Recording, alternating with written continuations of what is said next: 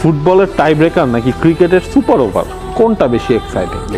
তাই মানে কোনো দিক থেকে আপনি নিজে ঠান্ডা মাথায় একটু চিন্তা করুন তো, আপনি দুইটা টিভি স্ক্রিনে একটার মধ্যে আপনি ক্রিকেটের সুপার ওভার ছাড়বেন আর একটার মধ্যে আপনি ফুটবলের টাই ব্রেকার ছাড়বেন, আপনি কোনটা দেখবেন? নিজে সুপার ওভারও যথেষ্ট ইন্টারেস্টিং, তাই না? কিন্তু ধরেন টাই ব্রেকারের সাথে ভাই কোনো কিছুই আসলে মেলে না, টাই ব্রেকারের সাথে কোনো কিছুই মেলে না। মানে আচ্ছা, এই যে সুপার ওভারের যে তত্ত্বটা, এইটা ঠিক টাই ব্রেকারের মতো, ওটা টাই ব্রেকারই, কিন্তু